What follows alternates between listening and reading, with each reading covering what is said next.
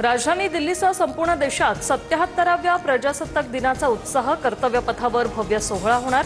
एकता, विविधता आणि प्रगती यंदाच्या प्रजासत्ताक दिनाची संकल्पना।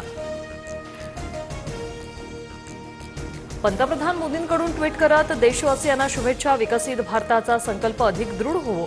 राष्ट्रीय महापर्व सर्वांच्या जीवनात नवीन ऊर्जा निर्माण करो। मोदींचं ट्विट।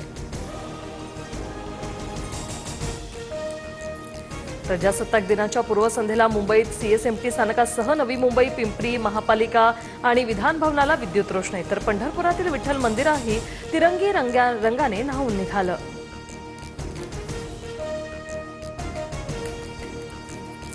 ठाणे, कल्याण, उल्हासनगरमध्ये भाजपच्या कार्यकर्त्यांची परवड झाली। बालेकिल्ला कुणाचाही असो, पक्षाने परवानगी दिली तर याचं नामोनिशाण मिटवून टाकेन, नाईकांचं शिंदे यांना थेट आव्हान। शरद पवार अजित पवारांवर बोलताना विजय शिवतारे यांची जीभ घसरली तर नेत्यांना नाही, गैरसमज पसरवणाऱ्या कार्यकर्त्यांना बोललो। चौफेर टीकेनंतर शिवतारे यांची सारवासारव।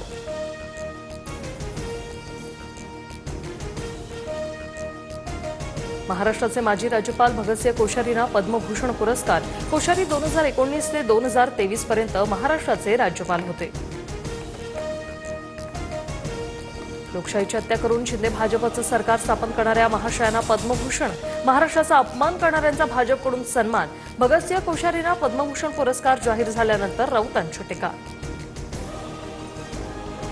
दिवंगत अभिनेते धर्मेंद्र, गायिका अलका याग्निक यांना पद्मविभूषण, तर क्रिकेटपटू रोहित शर्मा, लोकनाट्य कलाकार रघुवीर खेडकर यांच्यासह महाराष्ट्रातील 11 जणांचा पद्मश्री पुरस्कारांनी सन्मान।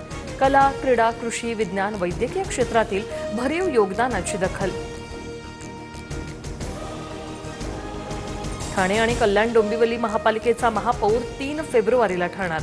महापौर पदासाठी शिंदेंची शिवसेना आणि भाजपमध्ये रस्सीखेच सुरू।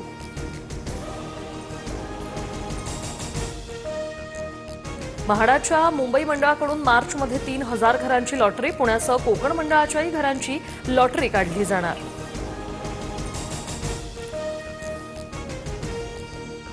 मुंबई महापालिकेत 38 कामगार पदांची भरती होणार। देवनार कत्तलखान्यासाठी अर्ज मागवले। सरळ सेवेने भरती प्रक्रिया राबवली जाणार।